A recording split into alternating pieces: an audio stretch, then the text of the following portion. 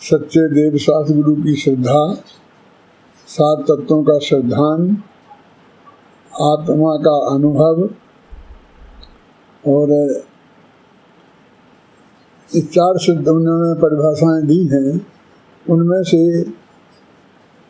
देव शास्त्र गुरु के संदर्भ में, घृत मिथ्यात्व के संदर्भ में गुरुओं का वर्णन तो विस्तार से बहुत अच्छी तरह से किया है। 5वें अध्याय में जो जैन धर्म से बाहर जैनेतर गुरु हैं, देव शास्त्र गुरु हैं, उनकी चर्चा बहुत विस्तार से की। फिर 6वें अध्याय में जो देवी देवता लोग हैं और उनको जो हम देव मानकर, शास्त्र मानकर, गुरु मानकर के पूजते हैं, उनके बारे में चर्चा की। फिर 7वें अध्याय में 7 तत्वों के संदर्भ में और देव शास्त्र गुरु के संबंध में दिगंबर जैन के धर्म में श्रद्धा रखने वाले भी क्या क्या भूलों करते हैं देव शास्त्र गुरु के संदर्भ में, ये बात बताई।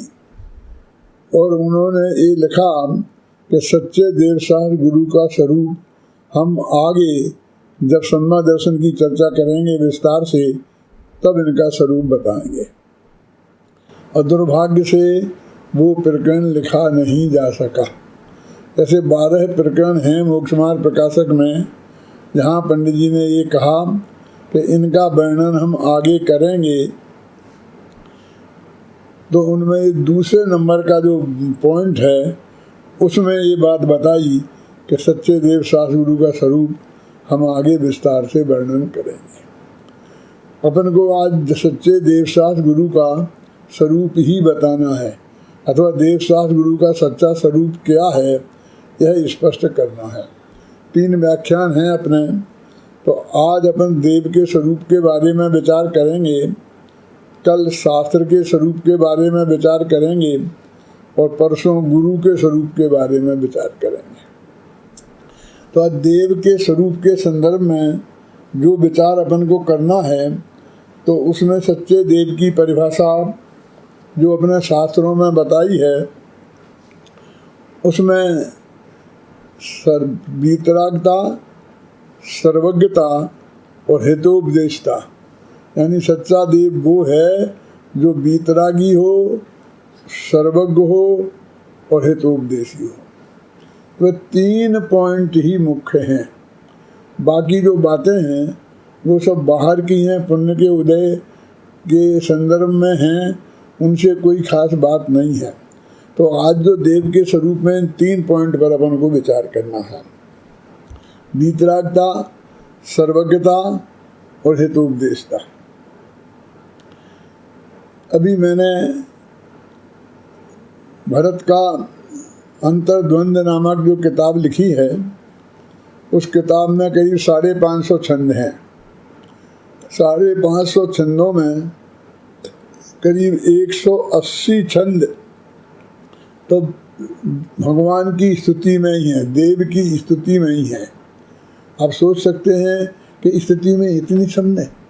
पूरा जो भक्तांबर है ना, उसमें 48 छंद हैं और उसमें दुनिया भर की बातें हैं। तुम्हारी माता ऐसी है जैसी माता होती है, और तुम इसके हो, तुम इसके हो, यहाँ वहाँ की बहुत बातें की हैं। लेकिन मैंने 180 छंदों में इन 3 पॉइंट को लेकर चौथी बात ही नहीं की, सर्वज्ञता, वीतरागता और हितोपदेशता। अभी अपने देव शास्त्र गुरु की पूजन है ना, उस पूजन की जयमाला में शुरू के जो 2 छंद हैं वो देव के संबंध में ही है कि देव के सच्चू के स्वरूप को समझने में हमसे क्या क्या गलती हो गई है। देखो, जब हम वीतरागी की बात करते हैं, जब हम सर्वज्ञ की बात करते हैं, तो बस उनके राग द्वेष नहीं है। बस राग द्वेष क्या है, वो हम जो परिभाषाएं जानते हैं वैसा राग द्वेष उनके नहीं है। लेकिन राग द्वेष नहीं है का अर्थ क्या है, उसका वास्तविक अर्थ हमारी समझ में नहीं आता है। उन्हें हम दया के सागर कहते हैं, करुणा के निधि कहते हैं। तो ये करुणा के निधि वीतरागी हो सकते हैं? करुणा और दया किसे कहते हैं? ये लिखा है सिद्ध चक्र विधान की जयमाला में कि मोहिनी कर्म के उदय से दूसरे के दुखों को देखकर जो दुख हमें होता है उसे करुणा कहते हैं।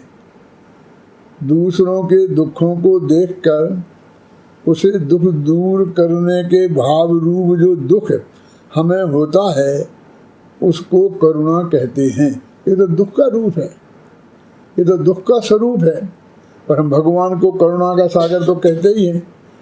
जब जितनी स्तुतियाँ करेंगे तो तुमने उस पर दया की, उसको दया करके उसका कल्याण कर दिया, उसका कल्याण कर दिया, मेरा कर दो, और यही भरा रहता है जहाँ देखो जहाँ वहाँ पर। तो मैंने इस पूजन की जयमाला में लिखा, हे बीतराग सर्वज्ञ प्रभो तुमको ना अब तक पहचाना, अतएव पड़ रहे हैं प्रभुवर 84 के चक्कर खाना।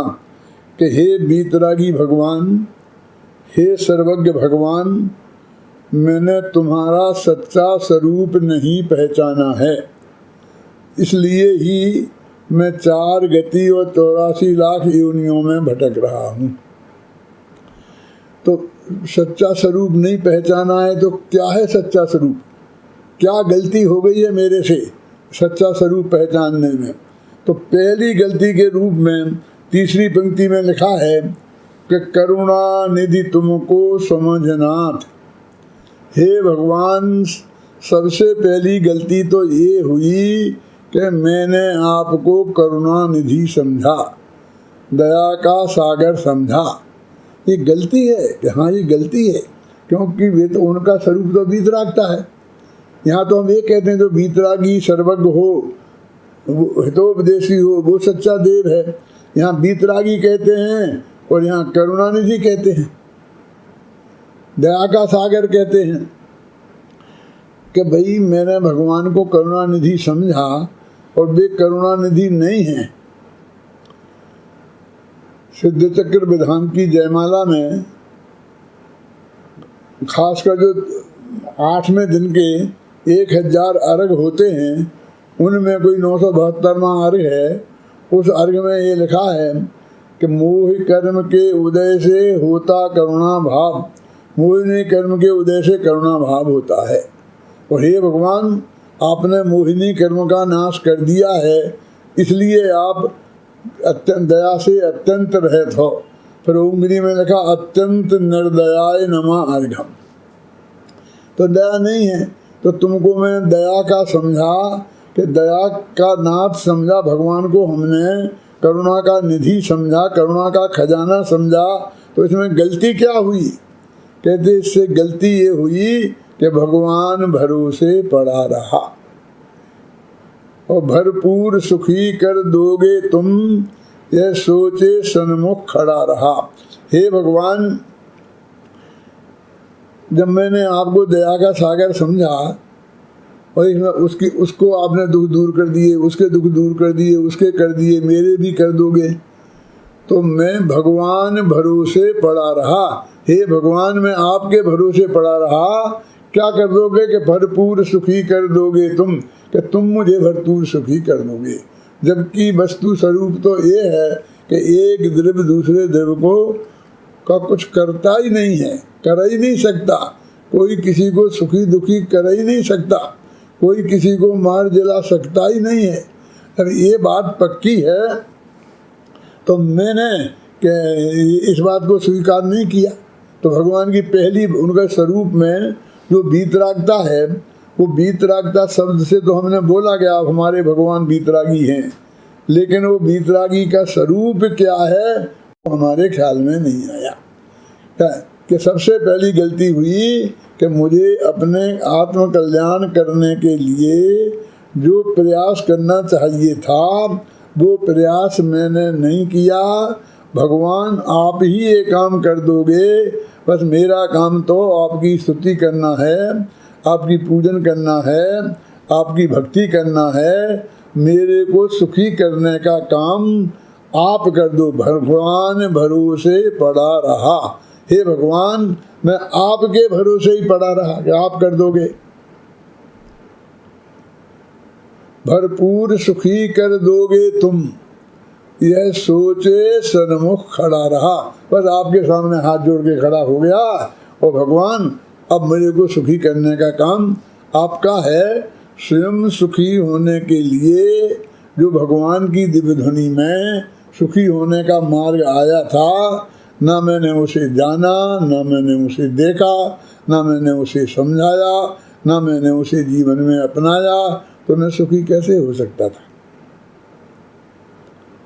मैंने भगवान को करुणा का निधि समझना, ये भगवान के स्वरूप को सबके समझने में गलती है।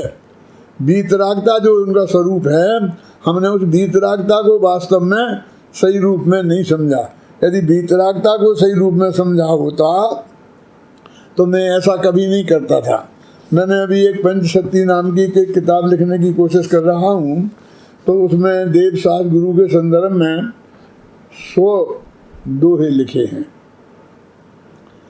और मैंने शुरू में यहीं से बात शुरू की है कि राग द्वेष से रहित जो जाने लोकालोक, ज्ञानानंदी पुरुष को नम कर दूं मैं धोक, कैसे होंगे बेपुरुष यह चिंतन की बात, उनके स्वरूप पर बंधुवर करते हैं कुछ बात। क्या बात करते हैं कि जब न किसी से राग है, जब न किसी से द्वेष। वीतराग है ना, तो उन्हें किसी से राग नहीं है, किसी से द्वेष नहीं है, सबसे समता भाव है ना कोई विशेष। जब उनके हमारा ऐसा है तो किसी का भला करने का भाव, इसको तो नाम राग कहते हैं। किसी का बुरा करने का भाव, इसको तो द्वेष कहते हैं। जब आप वीतराग हैं, जब आप में राग द्वेष हैं ही नहीं, तो फिर आपका किसी का भला बुरा करेंगे, ये बात ही गलत है। तो उनका जो पहला वीतरागी विशेषण है, हमने उसका ही सही स्वरूप नहीं समझा,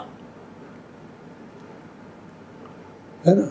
वीतरागता के संदर्भ में तो हमने ये गलती की कि उनसे राग देश की ही बात की, राग देश करने की ही बात की।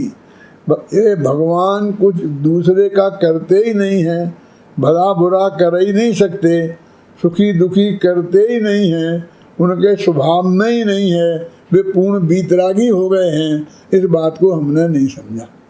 वीतरागता के संदर्भ में तो हमने ये गलती की, और सर्वज्ञता के संदर्भ में कि उनके ज्ञान में जो कुछ आया है, भूतकाल की जितनी भी पर्यायें हैं हमारी, वो उनके ज्ञान में आई है। वर्तमान में जो हो रहा है वो भी उनके ज्ञान में है, और भविष्य में जो होगा वो भी उनके ज्ञान में है। किस क्या? हमारा? हाँ, तुम्हारा भी, सबका, हरेक का। सबको जाने उसका नाम सर्वज्ञ है, जिसे सब जाने उसका नाम सर्वज्ञ नहीं है। सर्वम जानाति इति सर्वज्ञ, जो सबको जाने उन्हें सर्वज्ञ कहते हैं। तो जब उन्होंने भूतकाल का, वर्तमान काल का और भविष्य का भी सब जान लिया, और भविष्य का जो सब जाना है कि जिस समय जो जब जैसा होना है वैसा ही होगा, और उसमें हम 1000 कोशिश करें तो भी कुछ फेरफार संभव नहीं है। जब उसमें कुछ फेरफार संभव नहीं है, ये बात भी भगवान के ज्ञान में आ गई, और उनकी दिव्य ध्वनि में ये बात आ गई। जब उनकी दिव्य ध्वनि में भी ये बात आ गई, फिर उनसे हम यही मांग कर रहे हैं कि आप मेरे को, मैं दुखी हूँ तो मुझे सुखी कर दो, अब मैं भविष्य में मुझे कोई दुख नहीं हो। तो इस तरीके से उनकी न हमने सर्वज्ञता को अच्छी तरह से पहचाना, और न वीतरागता को अच्छी तरह से पहचाना। तुम वीतराग हो लीन स्वयं में, कभी न मैंने यह जाना, तुम हो निरीह जग से कृत, इतना ना मैंने पहचाना। अपन भगवान को कृत्य कहते हैं।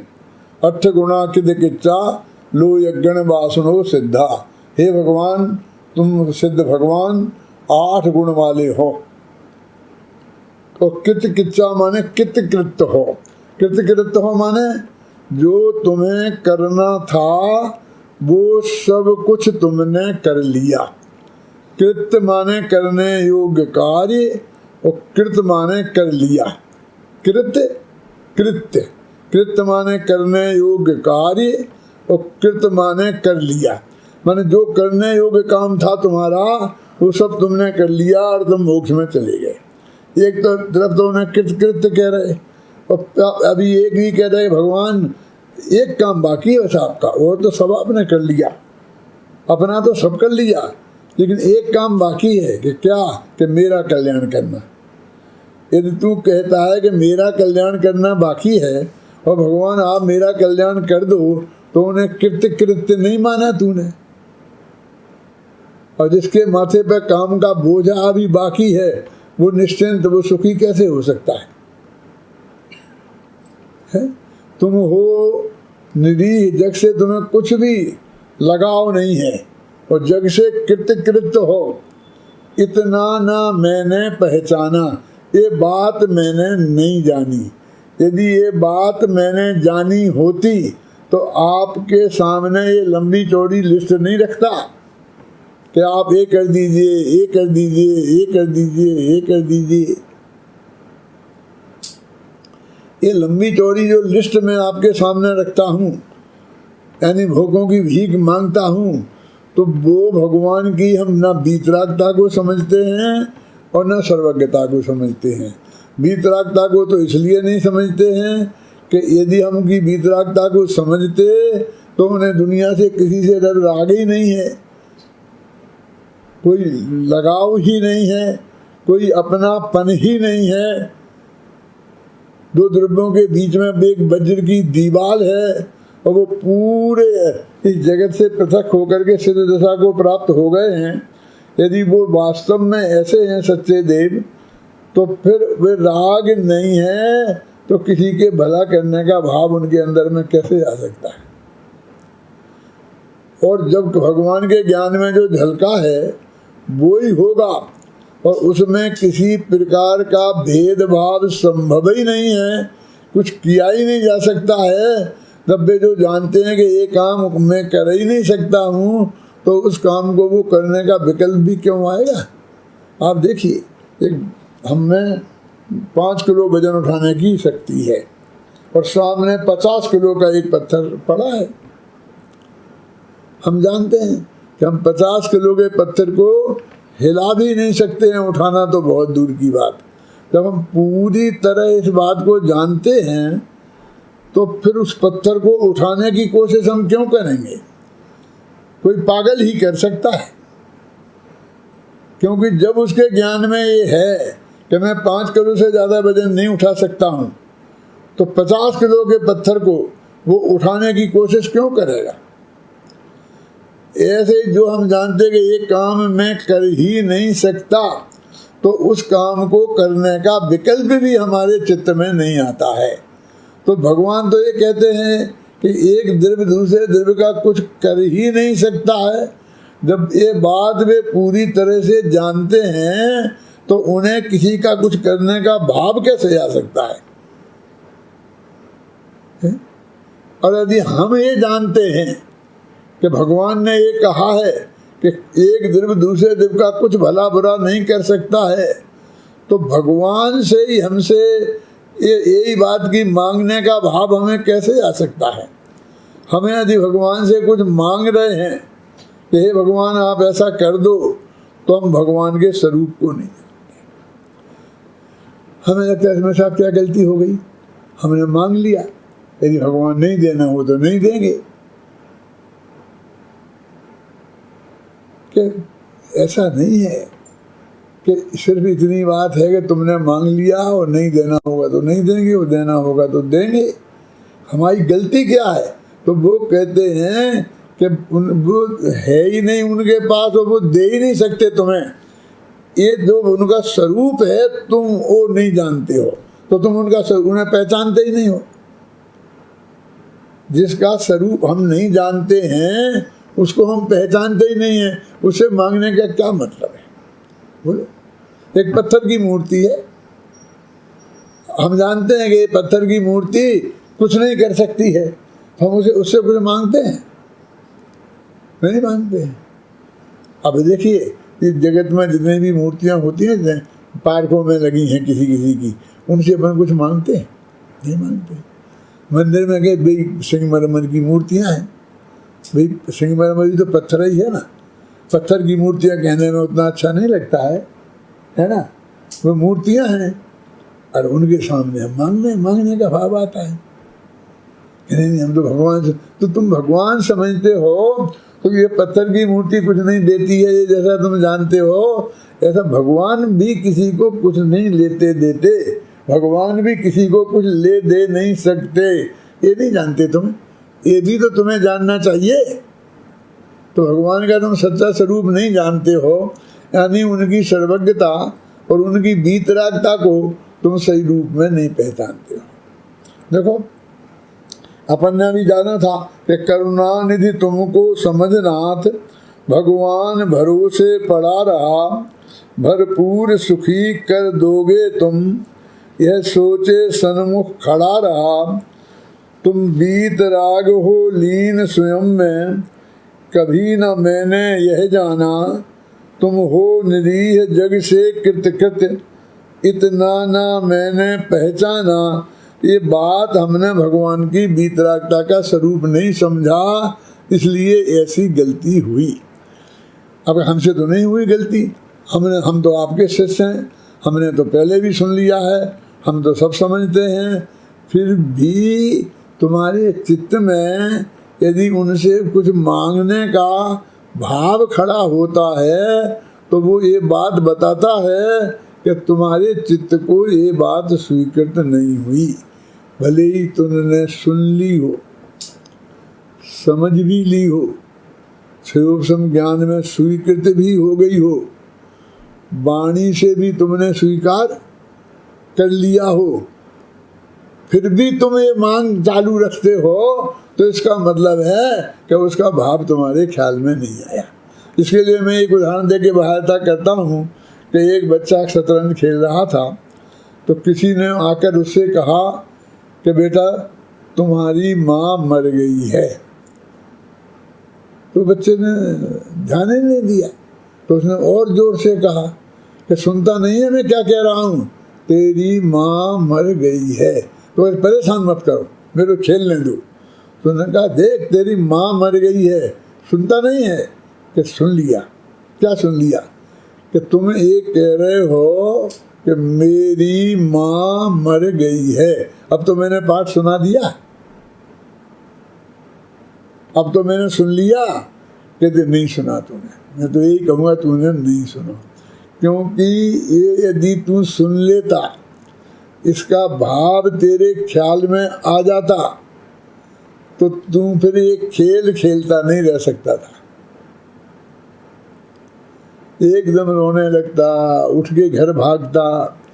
ये जो तेरी परिणति है, ये बता रही है कि तूने सुना नहीं है, और सुना है तो समझा नहीं है कि मैं क्या कह रहा हूँ। तो बोला मैं अच्छी तरह समझ गया हूँ ना कि तुम एक कह रहे हो कि मेरी माँ माने माई मदर वो मर गई है, डैड, ये तुम एक कह रहे हो। अब तो मैं अच्छी तरह समझ गया हूँ कि नहीं समझा, क्योंकि समझने के बाद जो तेरी स्थिति होनी चाहिए वो तेरी स्थिति नहीं हो रही है। वो तेरी स्थिति वैसी होनी चाहिए ना, समझदार जैसी, लेकिन वैसी तेरी स्थिति नहीं हो रही है। तो इसका अर्थ है कि तुम समझा नहीं है। तो बात क्या थी कि वो बच्चा की माँ उसे जब वो कोई बात नहीं मानता था तो वो कहती थी कि देख तू मेरी बात नहीं मानेगा तो मैं मर जाऊंगी। तो बच्चा बहुत रोने लगता था, तो फिर वो मनाती थी कि नहीं। फिर वो मर जाऊंगी ऐसा कहने से उस पर असर होना बंद हो गया, तो वो मरने का नाटक करने लगी कि एकदम लेट के आंखें बंद करके लेट जाती कि मैं मर गई, देख ले। तो बच्चा देखता, उसे टटोल के देखता, ऐसे हिला डुला के देखता, और जब वो हिलती डुलती नहीं तो वो जोर जोर से रोने लगता। वो रोने लगता तो माँ उठ के बैठ जाती, फिर उसे पुचकार लेती और उसे मना लेती। तो ऐसा कई दफ़े घर में उसके साथ हुआ था। तो वो समझता था कि माँ कहती थी कि मैं मर गई, और वो फिर उठ जाती थी, तो ऐसी ही मरी होगी और फिर उठ जाएगी। वो असलियत में मृत्यु का अर्थ क्या है वो उसकी समझ में नहीं आया था।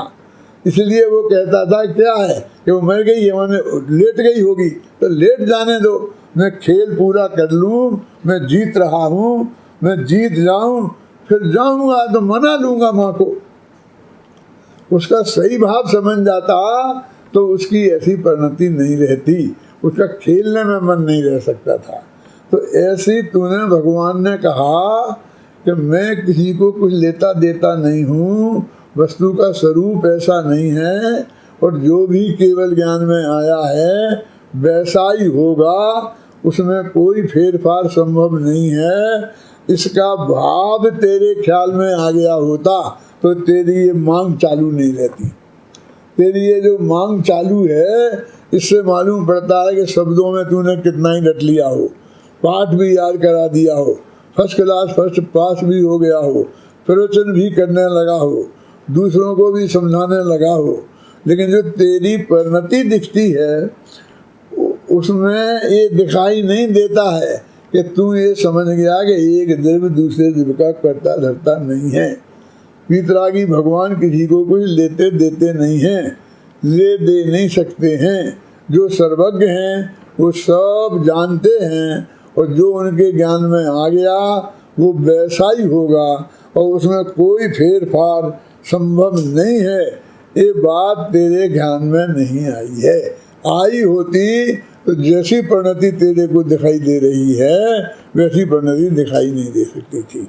इसलिए कहते हैं प्रभु वीतराग की वाणी में जैसा जो तत्व दिखाया है, जो होना है सो निश्चित है, केवल ज्ञानी ने गाया है, उस पर तो श्रद्धा ला न सका, परिवर्तन का अभिमान किया, बनकर पर का करता धरता, अब तक सत्य का न प्रभु सम्मान किया।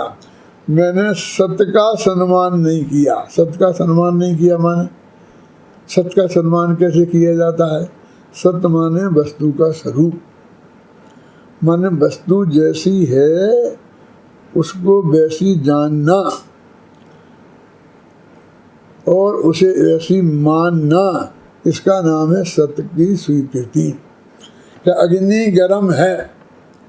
क्या मैंने जान लिया कि आप कह रहे हो कि अग्नि गर्म है, और फिर भी हम उसमें ऐसे हाथ रखे जा रहे हैं, तो तेरी समझ में नहीं आया। यानी समझ में आ गया है ना। कहते समझ में जिसके आ जाता है फिर वो अग्नि पे हाथ नहीं रख सकता। तेरी जो परिणति दिखाई दे रही है उससे तेरी समझ ख्याल में आती है। भगवान की दिव्यधुनी की बात हमने पढ़ ली है, इसलिए हम ये सब बातें तो बराबर करते हैं, लेकिन हमारे जीवन में ऐसा कुछ दिखाई नहीं देता कि जिसकी वजह से हमारी समझ में ये आवे कि तुम्हारी समझ में ये बात आ गई है। तो सच्चे देव के स्वरूप में सर्वज्ञता और वीतरागता, ये 2 पॉइंट बहुत ही मार्मिक हैं। जब तक ये 2 पॉइंट हमारी समझ में नहीं आएंगे तब तक धर्म का आरंभ भी नहीं होगा। हमारी आत्मा की बात हमारी समझ में नहीं आएगी तो धर्म का आरंभ नहीं होगा, क्योंकि जो होना है सो नक्की है, केवल ज्ञानी ने गाया है। केवल ज्ञान में ये बात आई है कि भविष्य में ऐसा ऐसा होगा, और वो बिल्कुल सुनिश्चित है, और उसमें कोई फेर फार संभव नहीं है। तो फिर कभी भी हमारी ये मांगने की वृत्ति समाप्त नहीं रह सकती है, वो समाप्त हो जाएगी जब हम जान लें, ये जान लेंगे ये दवा है, ये दवा से हमें कोई तकलीफ दूर होने ही वाली नहीं है, बीमारी ठीक होने ही वाली नहीं है, तो कोई क्यों खाएगा? कहने नहीं खा लो, क्या नुकसान है, होगी तबीयत ठीक तो हो जाएगी, तकलीफ और नहीं होगी तो नहीं होगी, खा लो। अरे भाई मुफ्त में थोड़ी आ रही, 2-5 रुपये लगते होंगे ना, कि लग जाएंगे, 2-5 रुपये की क्या बात है। अरे ऐसा नहीं होता। यदि तेरे को पक्का भरोसा हो जाए कि इससे कोई लाभ नहीं होगा, तो 1 पैसे में भी आए तो भी तू नहीं खाएगा। सवाल 5 रुपये का 2 रुपये का नहीं है, तेरी श्रद्धा का सवाल है। जब हमको ये रहता कि नहीं, कि अपन ये समझ लेते हैं कि हो गई तो हो जाएगा, नहीं होगी तो नहीं हो जाएगी, तो इसका नाम श्रद्धा नहीं है। जो वस्तु का स्वरूप है वैसा पूरी तरह से हमारे ख्याल में आना, उसका नाम समझ है। तो सच्चे देव के स्वरूप में हमें उसकी वीतरागता हमारे ख्याल में आनी चाहिए पूरी तरीके से, सर्वज्ञता हमारे ख्याल में आना चाहिए पूरी तरीके से। जब तक वो वीतरागता हमारे ख्याल में नहीं आएगी तो हम सच्चे देव का स्वरूप ही नहीं समझे। सच्चे देव का स्वरूप नहीं समझे तो सम्मान दर्शन तो बहुत दूर की बात है। हमारे भगवान की पूजन भी नहीं हुई ना, पूजन भी नहीं हो सकती, स्तुति भी नहीं हो सकती। क्यों नहीं हो सकती? पूजा तो हम कर ही सकते हैं ना, अष्टद्रव्य से लगाएंगे, इस थाली का माल इस थाली में डालेंगे, वो अष्टक बोलेंगे, पंडित बोलता जाएगा, वो बताएगा, वैसे हम जाते जाएंगे तो पूजा तो हो जाएगी। अरे भाई इसका नाम पूजा नहीं है। हमारी मांग चालू रहेगी ना। जब हमें जानते हैं कि ये रंत मात्र भी कुछ दे नहीं सकते हैं, कर नहीं सकते हैं, और फिर भी मांगते रहें, ऐसी वृत्ति पागल की होती है। तो ये मांगने वाले, ये सब मांगने वाले पागल हैं।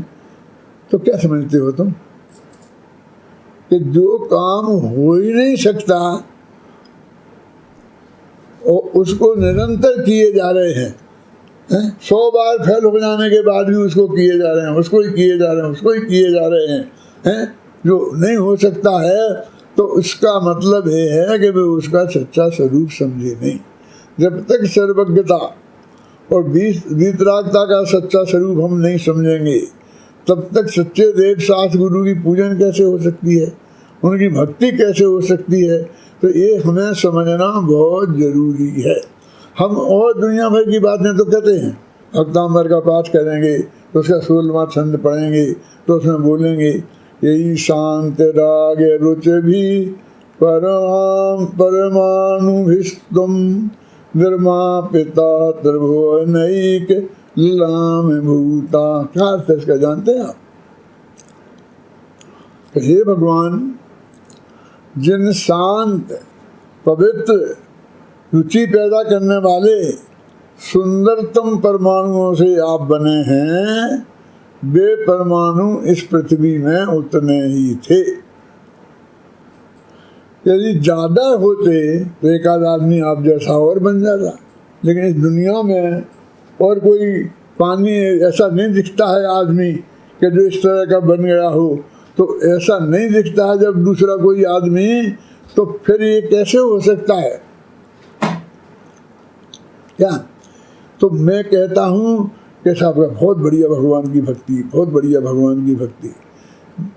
मैं कोई निंदा नहीं करना चाहता हूँ, लेकिन मैं आपसे पूछता हूँ कि भगवान पुद्गल के परमाणुओं से बने हैं? भगवान का ये स्वरूप है? अरे वे तो जीव तत्व हैं, वे तो भगवान आत्मा हैं, वे पुद्गल के बने ही नहीं हैं। और हम वो पुद्गल की बात की प्रशंसा कर रहे हैं और कह रहे बहुत स्तुति अच्छी है। आत्मा की तो उसमें बात ही नहीं आई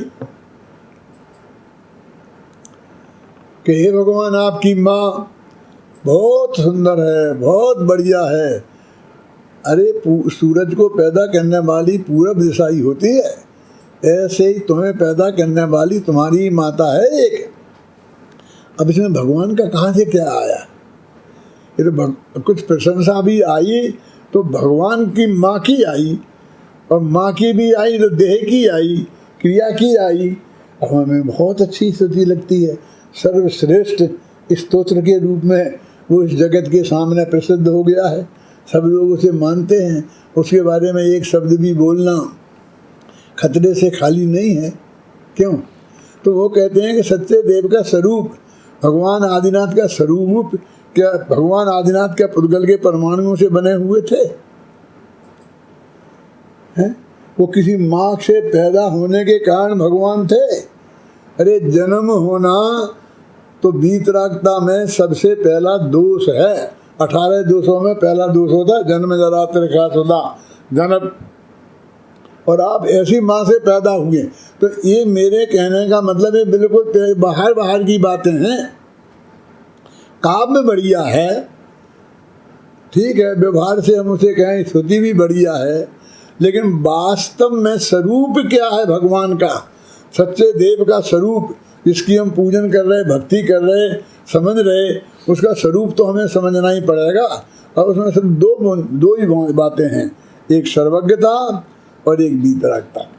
कोई भी आदमी जब भगवान की पूजन भक्ति की बात करता है तो सर्वज्ञता और वीतरागता की कोई बात ही नहीं करता है। लेकिन मैंने इसमें लिखा कि करुणा निधि तुमको समझनाथ, भगवान भरोसे पड़ा रहा, भरपूर सुखी कर दोगे तुम, यह सोचे सन्मुख खड़ा रहा। तुम वीतराग हो लीन स्वयं में, कभी न मैंने यह जाना, तुम हो निरीह जग से कृत इतना ना मैंने पहचाना। कि तुमने तो जगत सारे काम कर लिए, कृत हो गए हो, सिद्ध दशा को प्राप्त हो गए हो, अरहंत दशा को प्राप्त हो गए हो, पूरे राग देश तुम्हारे समाप्त हो गए हो, तुम वीतराग हो गए हो, और तुम सब कुछ जो जगत में होने वाला है उसे जानते हो। आज तक जो हो चुका है उसे भी जानते हो, आज जो हो रहा है उसे भी जानते हो, और जो कल होगा उसे भी जानते हो। तो जो कल होगा, कल मान लो मैं नरक में जाने वाला हूँ, तो हे भगवान आप उसे बदल के मुझे स्वर्ग में भेज देंगे? ऐसा हो सकता है?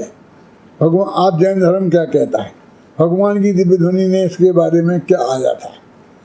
तो मैं ये कहना चाहता हूँ आपसे, ये तो कहा कि जो होना है वो नक्की है, और उसमें कोई फेर फार बदला बदली किसी भी कीमत पर हो नहीं सकती। मैं आपसे पूछता हूँ कि वो कहते हैं एक कुत्ते को जम्मू गोस्वामी ने नमोकार मंत्र सुनाया था और उससे वो स्वर्ग चला गया। अच्छी बात है। अब मैं ये कहना चाहता हूँ कि बिल्कुल ये उस कुत्ता होगा, उनने सुनाया होगा और वो स्वर्ग चला गया होगा, इसमें मैं कोई शंका प्रकट नहीं कर रहा हूँ। लेकिन एक बात मैं आपसे पूछना चाहता हूँ, आप अपने चित्त से पूछिए कि वो जम्बू स्वामी वहाँ नहीं आ पाते और उसे नमोकार मंत्र नहीं सुना पाते, तो वो कुत्ता मर के कहाँ जाता? बोलो आप। अरे उसको तो यहाँ से मर के कहाँ जाना है वो बहुत पहले से नक्की था। वो सीट वहाँ खाली हो जाती है समय पे, तो वो कुत्ता वहाँ नहीं जाता तो कौन जाता वहाँ? और वो कुत्तों को जगह कहाँ खाली मिलती कि वो वहाँ जाता? उसका तो वहाँ जाना सुनिश्चित ही था। जब वो ये बात नक्की थी, भगवान के समोषण में हम जाते हैं और हमें 3-3 भव आगे के दिखाई दे जाते हैं, तो वो पहले से ही नक्की हैं। तो हम भगवान से ये कैसे कह सकते हैं? मैंने अभी वो लिखा है और उसमें ये लिखा कि मुनिराजों का रिद्धिधारी मुनिराजों के स्वरूप की चर्चा है। वो अपना रोजाना भगवान की पूजन करते हैं, उसमें पढ़ते हैं कि हे मुनिराज तो 24 घंटे आत्मा के ध्यान में रहते हैं, अपने आत्मा का ध्यान करते रहते हैं। तो वो पुजारी कह रहा है, हे भगवान मैं बहुत सोचता हूँ कि ये मुनिराज निरंतर आत्मा का ध्यान करते हैं, उनका ये स्वरूप मैं जानता हूँ और ये देख रहा हूँ, तो मैं इनसे कैसे कहूँ कि तुम अपने आत्मा का ध्यान छोड़कर तुम मेरे पे ध्यान दो? मैं तो ऐसी बात नहीं कह सकता। यदि उसके चित्त में ये बात पक्की होती कि मुनिराज मेरा कुछ कर सकते हैं, तो मानता तो है कि कोई किसी का कुछ कर ही नहीं सकता। वे अपने आत्मा का ध्यान कर रहे हैं तो उन्हें मैं और डिस्टर्ब कर दूं, मेरे से तो ऐसा नहीं हो सकता। तो इसलिए कहते हैं कि तेरे से जो ऐसा भाव हो रहा है तेरे को, कि जो पूर्ण वीतरागी भगवान हैं, वो उन भगवान से भी तेरे को मांगने का भाव हो रहा है। इसका मतलब ये है कि और चाहे जो कुछ हो चाहे ना हो, पर तू उनका वास्तविक स्वरूप क्या है ये किसी भी स्थिति में नहीं समझता है। तो जब तक तू ये नहीं समझेगा तो सच्चे देव का स्वरूप नहीं समझ सकता। सच्चे देव के स्वरूप को समझने के लिए सर्वज्ञता का स्वरूप समझना बहुत जरूरी है। लेकिन सर्वज्ञता माने क्या? तो सीधा शब्द का अर्थ ख्याल में आता है ना, सर्वम जानातीति सर्वज्ञा, जो सबको जाने उसे सर्वज्ञ कहते हैं। ऐसा अर्थ नहीं है उसका कि सब उसे जाने उसे सर्वज्ञ कहते हैं। हमारा क्या प्रयत्न रहता है, हम अपना फोटो अखबार में छपवाते हैं, पैसा खर्च करके भी, विज्ञापन दे करके भी। क्यों? इसलिए कि जो फोटो मेरे फोटो को देखेगा वो मुझे जान लेगा कि मैं उसे जान लूँगा। बोलो, जो मेरा फोटो देखेगा मैं थोड़ी उसे जानूंगा, वो मुझे जानेगा। तो इसका मतलब है कि मेरी इच्छा ये है कि दुनिया मुझे जाने, मैं सारी दुनिया को जानूं ये नहीं है। तो सर्वज्ञ का हम स्वरूप ही सच्चा नहीं समझे कि जो सबको जाने उसका नाम सर्वज्ञ है। और सब माने क्या कि तीन लोक में जितने पदार्थ हैं वे सब, उनका जो परिणमन है वो सब, और जो आज तक हो गया है वो सब, जो आज हो रहा है वो सब, और जो भविष्य में होगा वो सब। और जो सब जानेगा तो ये सुनिश्चित जानेगा ना कि ऐसा होगा। अगर कोई ज्योतिषी आपसे ये कहे कि कल बरसात होगी और फिर ये कहे कि मैं एक ऐसा मंत्र पढ़ूंगा तो कल बरसात नहीं होगी, तो जो तू कह रहा कि मैं मंत्र पढ़ूंगा तो नहीं होगी, तो फिर ये कल होगी ये तेरा जानना सच्चा कैसे रहा है? हजारों लाखों लोग हैं दुनिया में, फिर कोई भी कह देगा उसे होने से रोक देगा। यानी जब तक ये नक्की ना हो कि जो हम भविष्य की बात कह रहे हैं उसमें कोई परिवर्तन संभव नहीं है, तब तक वो भविष्य की बात जानी हुई नहीं मानी जा सकती। तो ये जो तेरी प्रवृत्ति है, मांगने की प्रवृत्ति है, उसको फेरफार करने की प्रवृत्ति है, बदला बदली करने का जो भाव है, वो भाव यही बताता है कि तुझे वस्तु का स्वरूप माने सर्वज्ञता का सच्चा स्वरूप तेरे ख्याल में नहीं है। तो जब तक वीतरागता और सर्वज्ञता हमारे ख्याल में नहीं आएगी, हमारी समझ में नहीं आएगी, तब तक हम सच्चे देव का स्वरूप नहीं समझ सकते। और जब तक हमारे चित्त में भगवान से मांगने की प्रवृत्ति बनी रहेगी तो वो इस बात का प्रूफ है कि हमारी समझ में वो बात नहीं आई है। इसलिए मैंने वो 180 छंद लिखे हैं भगवान की भक्ति में, बाहुबली के अंतर्द्वंद में, उनमें एक जगह भी ये शब्द नहीं लिखा कि हे भगवान आप ऐसा कर दो कि मैं आपसे ये चाहता हूँ। और वीतरागता और सर्वज्ञता और हितोपदेशता के अलावा और कोई चर्चा नहीं की। तथा अपनी भावना तो हम प्रकट कर ही सकते हैं, तो बस भावना एक ही प्रकट की कि मेरे इस भव का अंत आ जावे, ये संसार का अंत आ जावे, और मुझे मुक्ति की प्राप्ति हो जावे। हो जावे माने आप कर दो नहीं, मेरी ये भावना है तब हो जाए कि जल्दी से जल्दी हो जाए, कि नहीं ये भावना नहीं है, फिर वो तो समय पे होगी ना। कि ये मैं बहुत अच्छी तरह जानता हूँ कि वो एक समय पहले होगी नहीं और एक समय बाद में टलेगी नहीं, तो वास्तव में बात तो कुछ रह ही नहीं जाती है। बस ऐसा भाव जब तक राग है ज्ञानी जीव के भी चित्त में कभी उठ जाता है, लेकिन वो जानता है कि मेरे इस भाव से कुछ भी होने वाला नहीं है। कि नहीं साहब, देखो भरत जी घर में ही बैठे रहे और उनके 100 भाई, और ये सब छोटे थे, ये सबसे बड़े थे, और भगवान की दिव्यवाणी सोई ने सुनी, सबको दीक्षा लेने का भाव आ गया और सब दीक्षा ले गए, और इन भरत जी को भाव नहीं आया। तो भरत जी कहते हैं कि मैंने बहुत गंभीरता से विचार किया, विकल्प तो किसी को भी आ सकता है कि देखो मेरे 100 भाई जा रहे हैं और मैं बैठा हूँ। तो वो कहते हैं कि उनकी काल अवधि आ गई है, उनके 5 समय पक गए हैं दीक्षा लेने के, इसलिए वे जा रहे हैं। मेरी दीक्षा लेने की काल अवधि नहीं आई है, मेरी अभी एक गृहस्थी में चक्रवर्ती बनने की काल अवधि आई है। तो ये वस्तु का जो स्वरूप है जब तक हमारे ख्याल में नहीं आएगा तो हमने सच्चे देव का स्वरूप समझा नहीं, ये कहलाएगा।